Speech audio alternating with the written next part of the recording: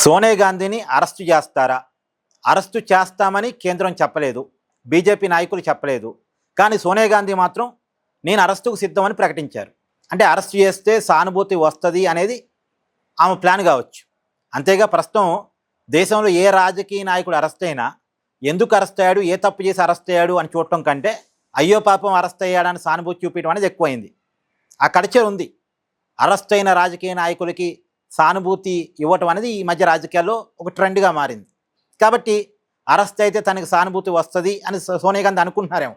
అందులో ఈ వయసులో అనారోగ్య సమస్యలు ఉన్నటువంటి పరిస్థితుల్లో సోనియా గాంధీ అరెస్ట్ అయితే అది ఆమెకి కాంగ్రెస్ పార్టీకి ఒక సింపతిని క్రియేట్ చేసి పెట్టిద్దని అనుకుంటున్నారేమో. మేబీ ఆమె అరెస్టు గురించి చర్చ అసలు ఎందుకు అంటే, మొన్న ఆగస్టు 15th రోజు ఏఐసిసి ఆఫీసులో వందే మాతర గేయాన్ని ఆలపిస్తున్న సమయంలో సోనియా గాంధీ ఒక సైగ చేశారు. ఆ సైగ వందే మాతర గేయాన్ని ఇక చాలు ఆపండి అని ఆమె సైగ చేశారు అనేది బీజేపీ నాయకుల ఆరోపణ. కాదు ఖర్గే గారు చాలాసేపటి నుంచి నిలబడి ఉన్నారు, ఆయన కుర్చీ ఇవ్వండి అని సోనియా గాంధీ గారు సైగ చేశారు అనేది కాంగ్రెస్ నాయకులు ఇచ్చుకుంటున్న వివరణ.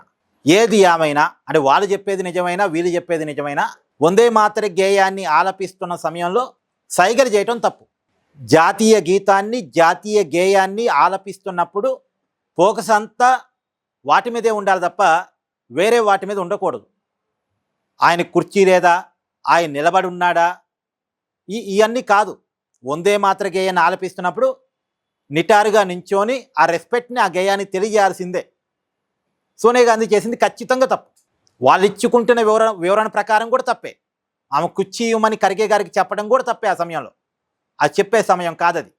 అయినా వందే మాతర గేయం ఆలపిస్తున్నప్పుడు ఖర్గే గారు ఎలా కూర్చుంటారండి? తప్పు. సోనియా గాంధీ గారు చేసింది ఖచ్చితంగా తప్పు. దాంట్లో వేరే భిన్నాభిప్రాయం లేదు.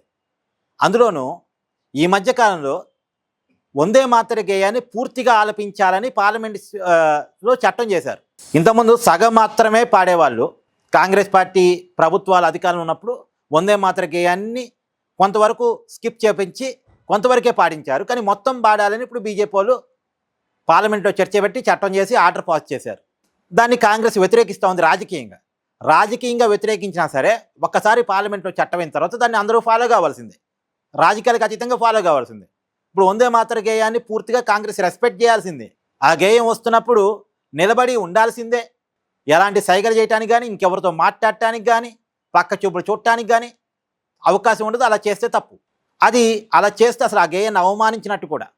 సోనియా గాంధీ చేసింది ఖచ్చితంగా అవమానం.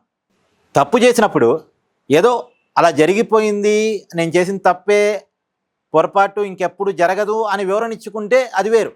కానీ నన్ను అరెస్ట్ చేయండి, నన్ను జైల్లో పెట్టండి, ఉండాలి కదా ఆమెకు మినిమం కామన్ సెన్సు. ఏంటండి అరెస్ట్ అయ్యి సానుభూతి పొందామనా?